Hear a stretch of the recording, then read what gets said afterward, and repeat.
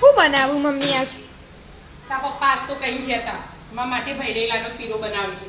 ભૈડેલાનો? ઓહો, એવો તો નહીં ભાવતો મને. મને ખબર હે બેટા, તમારે સોજી શીરો ખાવો હોય તા પપ્પા ભૈડેલાનો ખાવો હોય, પણ હવે એ કઈ છે એટલે મારે બનાવવો જ પડે, એટલે જો ભૈડેલા શીરો જ બનાવો. આ ઘી ગરમ થઈ ગયું, આ ભૈડેલું રાખી. મારા પપ્પાનું કેવું જ બનો? સારા. અમે તો આવું ખાવું હોય. અને તપેલીમાં શું હતા?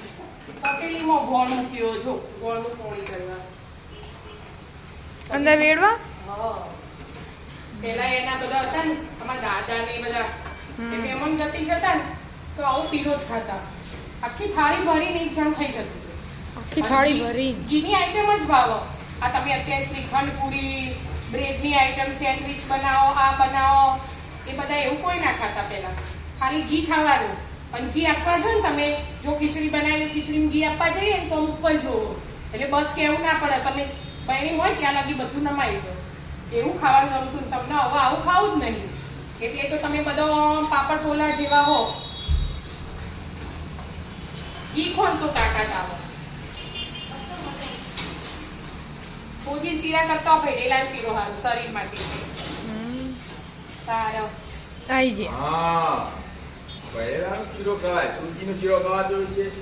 અમને તો એરો જ ભાવ હતા. અમને બધાને શું કહેવું મારે, તમારે તો બર્ગર, પીઝા, પાણીપુરી ભાઈ એવું જ ખાવું હોય. આ દેશી ખાવાનું તમને ભાવ જ ના.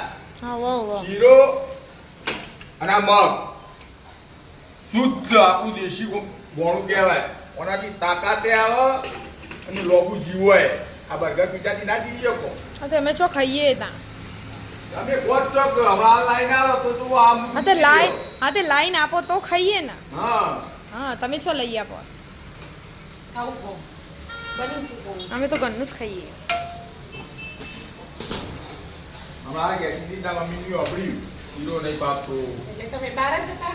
હા હા, લાગી ચાલી થઈ ગયો. તો પછી કોકા આવ્યું.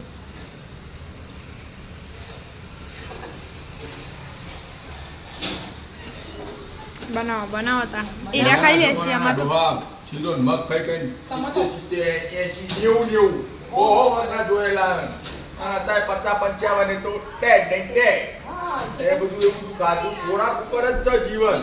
વ્યવસ્થિત ખાધું છે ને તો લોબુ જીવ્યો અને પગે મજબૂત રહે. અને સ્વસ્થ અને નિરોગી રહેશો. હા, અને ફાસ્ટ ફૂડ પણ તમે જલ્દી પતી ગયો. હા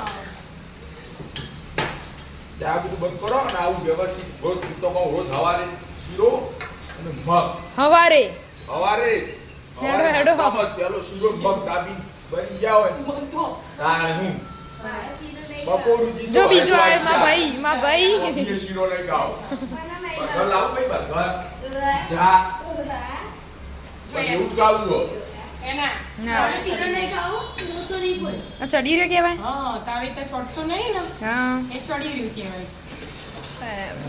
ત્યાં પાણી અંદર ગઈ દેવા ગોળનું હોય. હા અરે જોશ અરે દબાખામાં. યે શીરો મગ બનાવીએ તો ભગવાન ઘેર ખાવા આવે એવું હોય. એવું હોય. બર્ગર પીઝા ખાવા ના આવે. હા ભગવાન એવું હોય જોવું ભગવાન ની સારું ખાવું હોય. બર્ગર પીઝા એને નહીં ભાવતા. આ ગળવું પડે એમ. ખોડનું હોય એટલે ગોળ હોય, સોતા હોય, ગોળનું હોય એવું. પથરીની માટી હોય. હા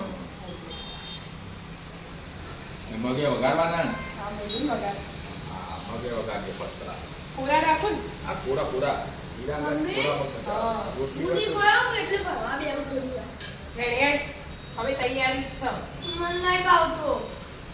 આ ખાવાનું હોય, અને આ ખાવું પડશે. બનાવી છે ને બધા માટે. વરસાદ બંધ થયો ને ગરમી પડવા માંડી. એવું હોય.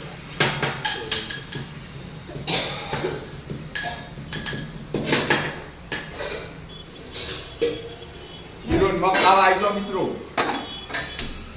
આ તો દેશી ગોળ ફર્સ્ટ ક્લાસ. વાવ. શીરો અને મગ. ઘીથી લચપત શીરો અને મગનું શાક.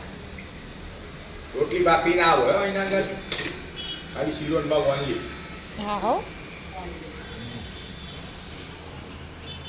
હા મગ તો વઘારી જ દેવાના ને હવે હા જીરું રહી નાખી વઘાર દેવાય. પકા દે તૈયાર